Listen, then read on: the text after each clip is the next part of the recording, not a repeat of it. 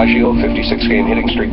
There's one in hockey, though, that people don't talk about. Everybody knows it. It's Glenn Hall, and I'll tell you about it when we come back. You know what they call him? Mr. Goalie. Grapeline is brought to you by Subaru Canada. Welcome to Hockey Night in Scotland. Here's the whistle. Edinburgh, up by Aberdeen. McFinnigan to McDougall, to the other McDougall, to the other McDougall. Hold the phone, the McDougalls have gotten into a rammy. And he's been kilted. McDougall's been kilted. And the ice looks a weeping cows. Some things just make more sense in Canada, like a Subaru with symmetrical full-time all-wheel drive. Of course, he's from Humboldt, Saskatchewan. He was a humble guy. Humboldt, no, he wasn't a humble guy. He's a hockey guy. He's a great guy. Listen to this. 552 consecutive games. 8 seasons, if you want to go. 552 consecutive games he played, most of them without a mask. And the big thing was he hated, everybody used to joke, he hated practice. He was like Jerry Cheevers, used to get out of the way of the pucks when they shoot at him and that. And you know, in the practices, the guys, they have to complain. He says, don't worry about that. The chips are down. I'll be there. You know, he started pro. He was at Indianapolis and in Edmonton. That's the way they learned back then. In 1955, he was Rookie of the Year with Detroit. Imagine that. He had 12 shutouts his very first year. And Jack Adams, who I'm beginning to wonder, I know they have the Jack Adams Trophy, but I'm beginning to wonder about the guy. He's the same guy that traded away Barry Sawchuk. Anyway, he trades him away to Chicago after a couple of years. He goes to Chicago. They have 38 wins. Goes to the Stanley Cup with Chicago in 1961. He won the Vezina 3 times, All-Star 11 times, Conn Smythe the MVP. He's a Hall of Famer, and this is the one that a lot of people, all these kids out there, they talk about the butterfly, and that's the big thing right now. He was the very first guy to start the butterfly, and tomorrow I'm going to tell you some more stories about how he used to throw up before every game. UTC's baseball is back. Be there when exciting new players Russell Martin, Josh Donaldson, and Michael Saunders take the field. It's time to come together, Toronto, and cheer on your 2015 Toronto Blue Jays. Be the first to get your seats for some of the best games of the season. The excitement begins at the Honda Opening Series when your Blue Jays take on the Rays April 13th to 16th. Single game tickets go on sale today at 10 a.m. Call 416-341-1234 or visit BlueJays.com. And everybody asks me, 552 games, how did it end? Hang on, tell us tomorrow.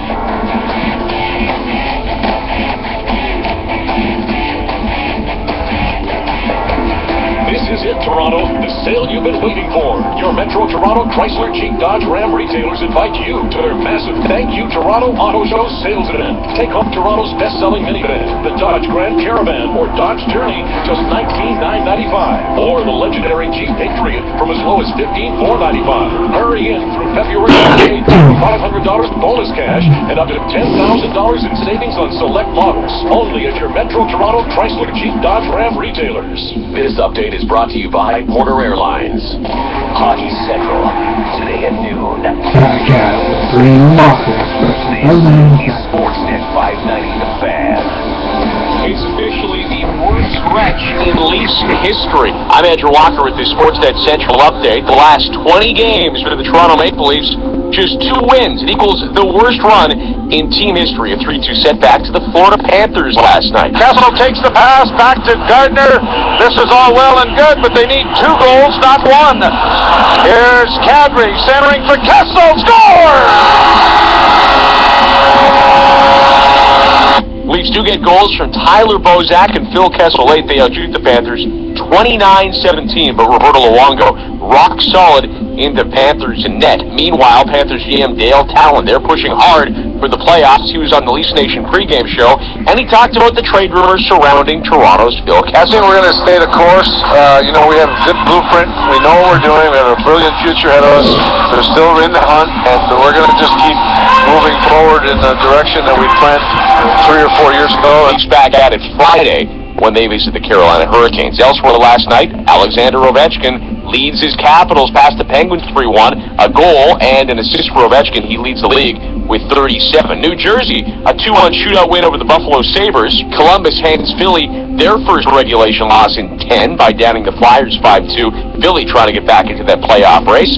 Nashville, they've won 6 in a row, 5-1 over San Jose, and Jamie Benn the hat-trick, 3 assists for Jason Spezza in Dallas' 4-1 rout of the St. Louis Blues. Tonight on Sportsnet, it is Scotiabank Wednesday Night Hockey. Montreal, Ottawa at 7, followed by the Bruins and the Oilers. Young Malcolm Subban expected to make his first NHL start for Boston. NBA schedule resumes tomorrow. The Raptors not back in action until Friday as they visit Atlanta. You're listening to the home of Leafs Nation, Sportsnet 590, The Fan.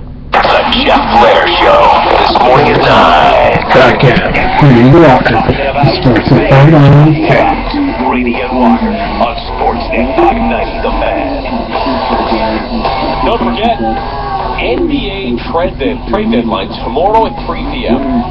Do we expect sell me on it. Sell me on saying buy my radio and TV for 6 straight hours. Well, it's interesting, right? Because the Raptors go into the All-Star break with 3 amazing wins. San Antonio, the Clippers, and the Washington Wizards. So everybody's feeling really good about themselves. Then it's 9 days between games. So any evaluation goes out the window. It has to be already made. Yeah, right? Because they're not back at it until Friday as they visit Atlanta. The last time we just had a shocking deal. I feel like how we saw even the Lakers was a couple of weeks before the deadline around 08, 09.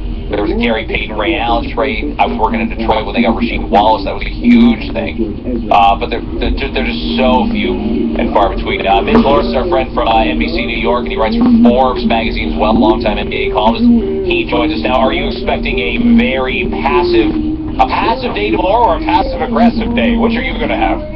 I'm going to expect a few moves. I think there's a lot of teams out there that are looking. I think Oklahoma City has to make a move for a big. I think Brook Lopez will probably be going there. If not there, then to Denver. All the Nets have to shake this thing up. They're dead in the water.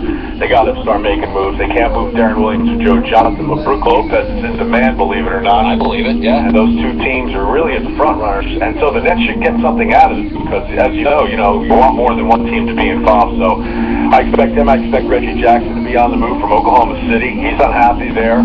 They've got Dion Waiters. They should have absolutely, Sam Presti waited too long. I think they should have gotten rid of him right as they got Dion Waiters because there was a lot of friction in the locker room between those guys. And then, you have this Dragon situation that developed last night. Intel in Phoenix, he wouldn't resign here. Now, he might be bluffing. They might have to deal Isaiah Thomas, but apparently there has to be some fences mended there because he's all mad that, he has to play off the ball now. He's not in control. So he gave him a list of some teams, including the Knicks, Lakers, Miami. I don't know who wants to trade for a guy